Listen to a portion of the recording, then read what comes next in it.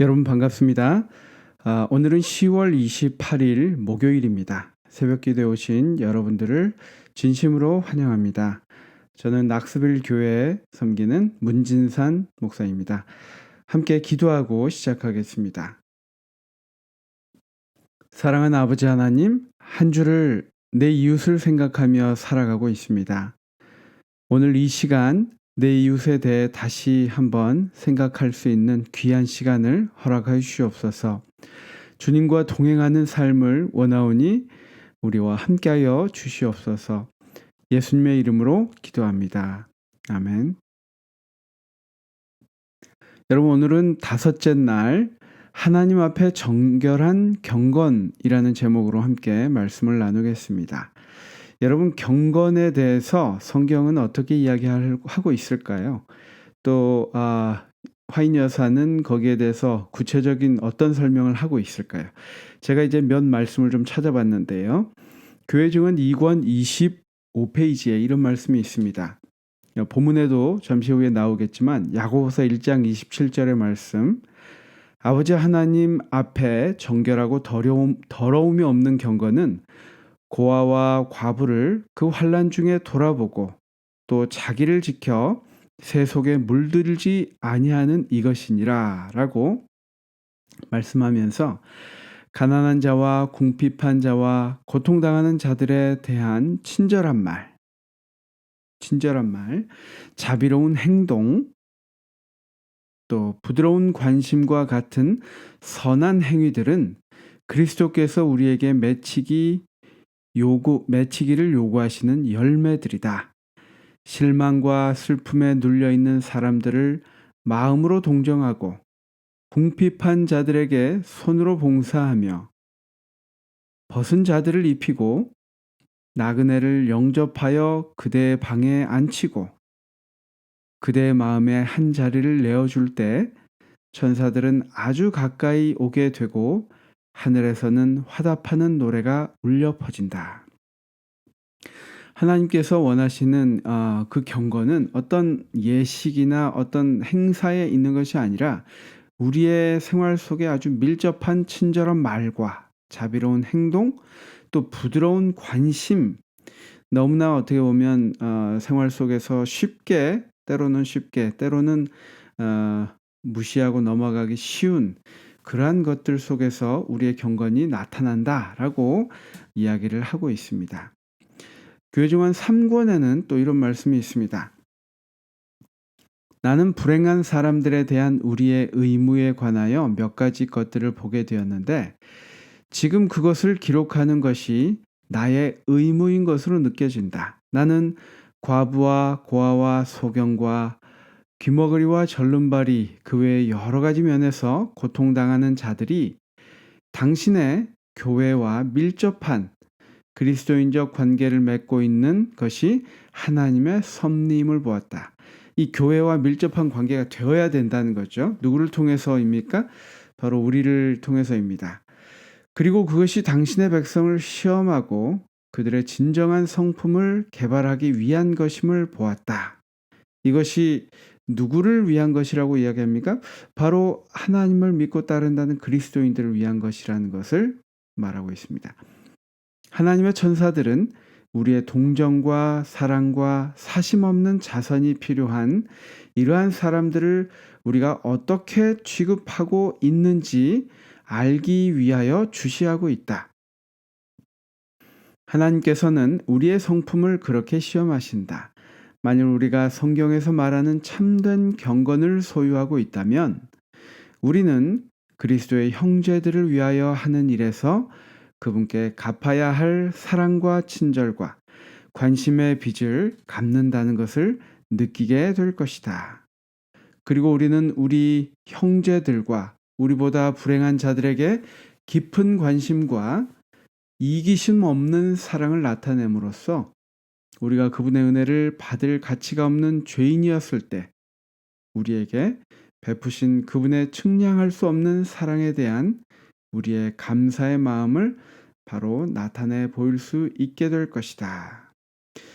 이 말씀을 토대로 보면 하나님께서 원하시는 경건과 그렇게 되기 위하여 우리 주변에 우리가 도울 많은 연약한 사람을 두셨다는 것입니다. 그런 의미에서 우리가 이 오늘 교과에 나와 있는 신명기 24장 10절부터 15절의 말씀은 참으로 예수님 하나님은 이렇게 섬세하게 우리에게 말씀하시고 아주 자세한 것까지 요구하실 때가 있다라는 것을 볼 수 있는데요. 제가 성경 말씀을 찾아 읽겠습니다. 신명기 24장 10절부터 15절 말씀입니다. 당신들은 이웃에게 무엇을 구워줄 때 담보물을 잡으려고 그의 집에 들어가지 마십시오. 당신들은 바깥에 서 있고 당신들에게서 꾸는 이웃이 담보물을 가지고 당신들에게로 나오게 하십시오. 그 사람이 가난한 사람이면 당신들은 그의 담보물을 당신들의 집에 잡아둔 채 잠자리에 들면 안 됩니다. 해가 질 무렵에는 그 담보물을 반드시 그에게 돌려주어야 합니다. 그래야만 그가 담보로 잡혔던 그 겉옷을 덮고 잠자리에 들 것이며 당신들에게 복을 빌어줄 것입니다. 이렇게 하는 것이 당신들의 하나님이 보시기에 옳은 일입니다. 14절입니다. 같은 결의 가운데서나 당신들 땅 성문 안에 사는 외국 사람 가운데서 가난하여 품팔이 하는 사람을 억울하게 해서는 안 됩니다. 그날 품삯은 그날로 주되 해가 지기 전에 주어야 합니다. 그는 가난한 사람이기 때문에 그날 품삯을 그날 받아야만 살아갈 수 있습니다. 그가 그날 품삯을 못 받아 당신들을 원망하면서 주님께 호소하면 당신들에게 죄가 돌아갈 것입니다. 여러분, 정말 오늘날과도 너무나, 그러니까 세상이 오랜 시간이 흘렀지만 그러한 것들은 이제 바뀌지 않는 것 같습니다. 지금 우리의 모습을 보고 이렇게 말씀해 주시는 것과 같은 이 기록이 바로 신명기 24장 10절에서 15절 말씀입니다. 하나님께서는 그때나 지금이나 똑같이 인간의 존엄성, 인간 자체에 대해서 관심을 가지시는 하나님의 모습을 우리가 여기서 보게 됩니다. 누군가 빚을 졌으면 이제 당연히 이제 갚아야 될 것입니다. 갚을 때가 되었다고 할 때에 비록 빚진 자이지만 상대를 어떻게 하라고 이야기하고 있습니까? 그 상대를 낮게 보고 하찮게 여기지 말고 존중하며 인격적으로 대하라 라고 이야기합니다. 왜냐하면 그 사람은 하나님 앞에 똑같은 우리와 같은 형제이기 때문입니다. 집으로 쳐들어가 강요하지 말고 대신 그 사람이 직접 밖으로 나와 갚을 수 있도록 밖에서 기다리라 명하십니다. 우리는 때로는 어떤 사람이 잘못했을 때 그 사람이 그러한 처우를 받아도 된다 생각하면서 굉장히 harsh하게, 굉장히 좀 격하게 그들에게 대하고 그것이 당연하다고 생각할 때가 있습니다. 하지만 이 하나님의 이 말씀은 얼마나 이 인간 하나하나 그 사람의 존재, 모습에 상관없이 얼마나 하나하나를 인격적으로 대하는지, 하나님께서 이렇게 대하는지를 우리가 볼 수 있게 해주고 있습니다. 그리고 가난한 자와 그의 옷을 담보물로 주거든 그것을 돌려주어 밤에 춥지 않게 잘 수 있도록 배려하라고 이야기하고 있습니다. 참으로 우리 하나님은 정말 우주의 창조자 되시지만 이 죄인들이 살아가고 있는 이 세상에서 일어나는 것들을 너무나 잘 아시고 그 일들에 대해서 하나하나 보살피도록 우리에게 명령하고 계십니다. 하나님의 배려, 그것이 이 말씀에 나타나 있습니다. 또 주인을 위해 일하는 가난한 품꾼을 어떻게 대해야 하는지에 관해서 또 이야기하고 있죠. 이들은 주인에 의해 너무나 쉽게 억압당할 수 있는 존재들이지만 하나님께서는 그렇게 하지 말라고 말씀하십니다. 그들을 억압하는 것은 하나님 보시기에 극심한 죄이기 때문입니다. 다시 한번 이스라엘은 약한 자들과 소외된 자들에게 친절을 베품으로 오류와 우상숭배와 악과 죄 가운데 빠진 세상을 향해 진리 가운데 행하는 거룩한 백성, 곧 하나님의 증인이 되어야 할 것임을 이야기하고 계십니다. 하나님의 백성은 달라야 한다. 하나님이 주인인 그 나라는, 그 가정은, 그 교회는 달라야 한다. 라고 말씀하고 계십니다. 또 신약의 말씀이 나타나 있는데요. 야고보서 1장 27절부터 2장 11절까지 말씀입니다. 정말 제가 이 성경 말씀을 다 읽는 것은 또 새 번역이기 때문에 좀 더 저희와 가까이 좀 더 가깝게 느껴질 수도 있기 때문에도 그렇고, 이 말씀 하나하나가 정말 놓칠 것이 없는 우리에게 너무나 필요한 말씀인 것 같습니다. 야고보서 1장 27절입니다. 하나님 아버지께서 보시기에 깨끗하고 흠이 없는 경건은 고난을 겪고 있는 고아들과 과부들을 돌보아 주며 자기를 지켜서 세속에 물들지 않게 하는 것입니다. 2장 1절입니다. 나의 형제 자매 여러분은 영광의 우리 주 예수 그리스도를 믿고 있으니 사람을 차별하여 대하지 마십시오. 우리 가운데서도, 또 교회 안에서도, 또 때로는 우리가 가정 안에서도 이러한 일이 있을 수 있습니다. 2절입니다. 이를테면 여러분의 회당에 화려한 옷을 입은 사람이 금반지를 끼고 들어오고 또 남루한 옷을 입은 가난한 사람도 들어온다고 합시다. 여러분이 화려한 옷차림을 한 사람에게는 특별한 호의를 보이면서 여기 좋은 자리에 앉으십시오 하고, 가난한 사람에게는 당신은 거기 서 있든지 내 발치에 앉든지 하시오 하고 말하면 바로 여러분은 서로 차별을 하고 나쁜 생각으로 남을 판단하는 사람이 된 것이 아니고 무엇이겠습니까? 5절입니다. 사랑하는 형제자매 여러분, 들으십시오. 하나님께서는 세상에 가난한 사람을 택하셔서 믿음에 부유한 사람이 되게 하시고, 때로는 이 가난이 이 사람에게는 축복이 된 것이겠죠. 믿음에 부유한 사람이 되게 하시고, 하나님을 사랑하는 이들에게 약속하신 그 나라의 상속자가 되게 하시지 않았습니까? 6절입니다. 그런데 여러분은 가난한 사람을 업신 여겼습니다.